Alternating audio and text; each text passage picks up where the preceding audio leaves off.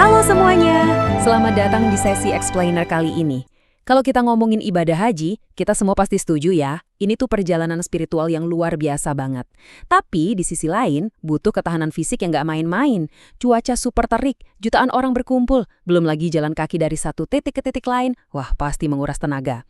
Tapi, gimana kalau saya kasih tahu, persiapan haji tahun 2026 ini bawa angin segar yang benar-benar bikin bahagia? Hari ini, kita bakal bedah tuntas kabar-kabar paling menggembirakan dari persiapan haji 2026. Siap-siap ya, karena pemerintah udah nyiapin sederet peningkatan luar biasa yang fokusnya cuma satu, ngasih kenyamanan dan sukacita maksimal buat para tamu Allah.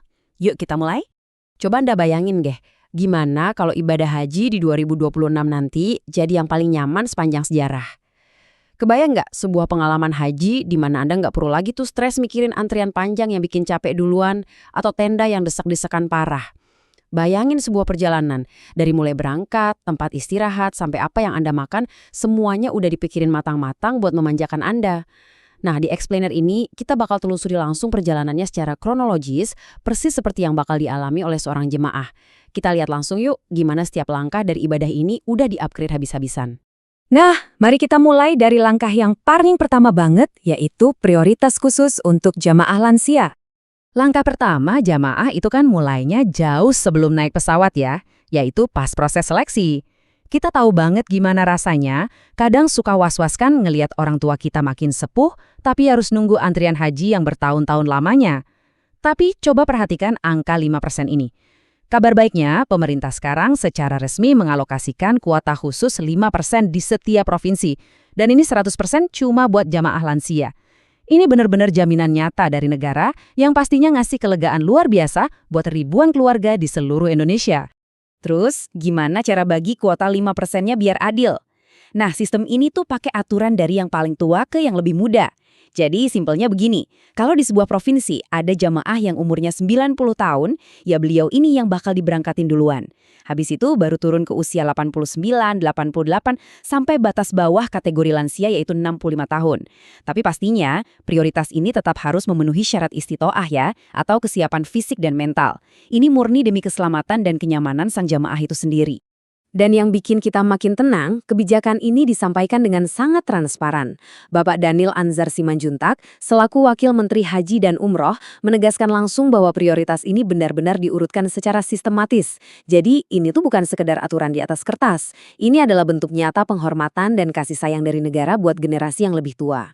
Buat Anda yang mungkin selama ini suka kepikiran, aduh, orang tua saya keburu makin sepuh nih, kutipan ini jelas ngasih harapan baru yang sangat melegakan kan?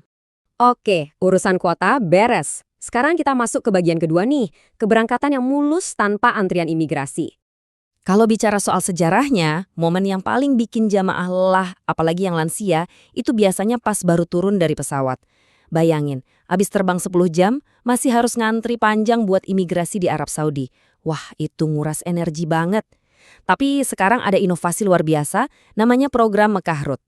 Lewat skema yang baru aja ditinjau persiapannya di Bandara Juanda ini, semua proses imigrasi Arab Saudi diselesaikan di tanah air sebelum jamaah naik pesawat. Keren banget kan? Jadi begitu mendarat di Jeddah atau Madinah, jamaah udah nggak perlu lagi ngantri-ngantri, tinggal jalan santai keluar bandara, langsung naik bus ke hotel. Simpan tenaga buat ibadahnya. Sekarang, kita lanjut ke fase ketiga dari perjalanan ini. Kita lihat wajah baru tenda di Mina.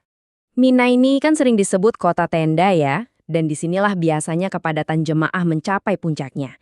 Kalau kita bandingin Mina zaman dulu sama rancangan buat tahun 2026, wah perbedaannya kerasa banget. Dulu Mina itu identik sama tenda yang desak-desakan, cuma fokus buat tempat tidur, dan jujur aja ruang geraknya sangat terbatas. Kelihatan cukup mengintimidasi ya buat jemaah. Tapi di 2026 nanti, Mina bakal disulap jadi fasilitas terpadu. Jemaah nggak perlu lagi makan di atas kasur karena udah ada aula makan khusus. Ruang terbukanya juga lebih luas buat jalan-jalan, ditambah ventilasi modern. Ini benar-benar bakal ngubah total pengalaman jemaah selama berhari-hari nginap di sana. Dan skala perombakannya ini beneran gila-gilaan loh.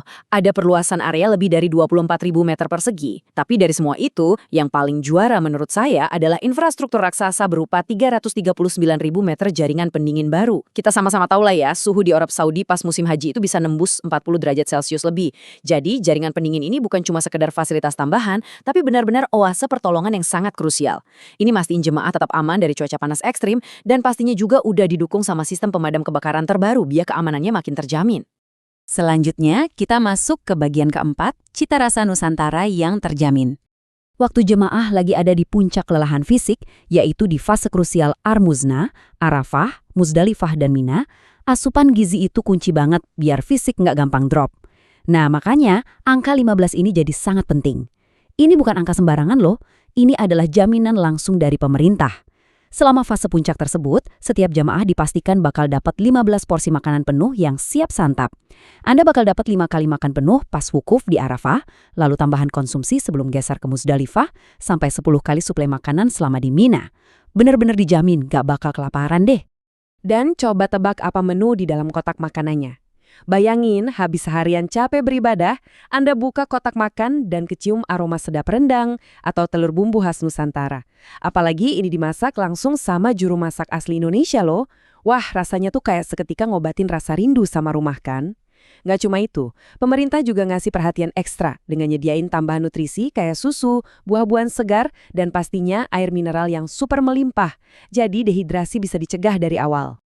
Terus pertanyaannya, gimana caranya pemerintah mastiin ratusan ribu jemaah ini bisa dapat makanan tepat waktu di tengah lautan manusia? Jawabannya ada di angka 1,19 juta ini.